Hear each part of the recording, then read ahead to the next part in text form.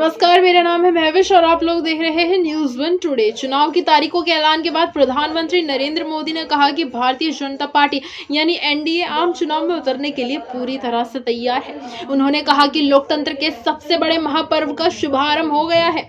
चुनाव आयोग ने 2024 के लोकसभा चुनाव की तारीखों की घोषणा कर दी है। मालूम हो कि इस बार देश में 7 चरणों में मतदान कराए जाएंगे। देश में लोकसभा चुनाव का बिगुल बज गया है। निर्वाचन आयोग ने शनिवार को चुनाव की तारीखों का ऐलान भी कर दिया है।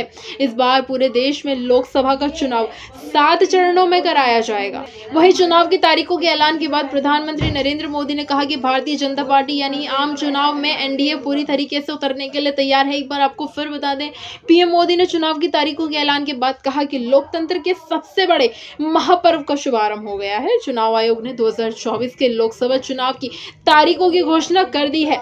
मुख्य चुनाव आयुक्त राजीव कुमार ने बताया है कि 19 अप्रैल से मतदान के पहले चरण का शुरुआत होगी, जो 7 चरणों तक चलेगा। उन्होंने आगे कहा कि 4 जून को चुनाव के नतीजे घोषित किए जाएंगे।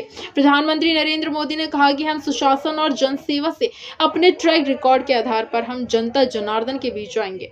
मुझे पूरा विश्वास है कि 140 करोड़ परिवारजनों और 96 करोड़ से अधिक मतदाताओं का भरपूर स्नेह और आशीर्वाद हमें लगातार तीसरी बार मिलाएगा। पीएम मोदी ने इस दौरान इंडिया गठबंधन पर भी हमला बोला। उन्होंने कहा कि 10 साल पहले जब हमने देश की बागडोर संभाली थी, तब देश और देशवासी इंडिया गठबंधन के कुशासन से पीड़ित थे। उन्होंने आगे कहा कि ऐसा कोई भी सेक्टर नहीं बचा था जो घोटाले पॉलिसी पैरालिसिस से अछूता रहा। पीएम मोदी ने कहा कि एनडीए ने देश को खराब परिस्थिति से बाहर निकाला था और आज भारत तेजी से आगे भी बढ़ रहा है। प्रधानमंत्री नरेंद्र मोदी ने विपक्ष पर हमला बोलते हुए कहा कि आज विपक्ष के पास न कोई मुद्दा है, न कोई दिशा।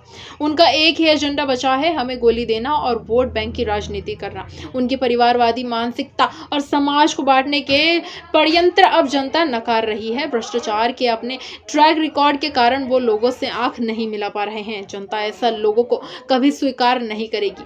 पीएम मोदी ने कहा कि ये साफ तौर पर देखा जा रहा है कि आने वाले 5 वर्ष हमारे उस सामूहिक संकल्प का कालखंड होगा जिसमें हम भारत की अगले 1000 वर्ष की विकास यात्रा का रोड मैप तैयार करेंगे। ये समय भारत के स्वर्गीय विकास, समावेशी समृद्धि और वैश्विक नेतृत्व का साक्षी बनेगा। इसी के साथ चुनाव की घोषणा करते हुए मुख्य निर्वाचन आयुक्त राजीव कुमार ने कहा कि हमारी टीम अब पूरी हो चुकी है।